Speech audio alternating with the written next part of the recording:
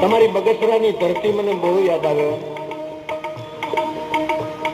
કથાકાર બન્યો એની પહેલાની વાત કરું છું. તમારા બગસરાની અંદર ભાગવત સપ્તાહ ચાલતી હતી ડોંગરે દાદાની.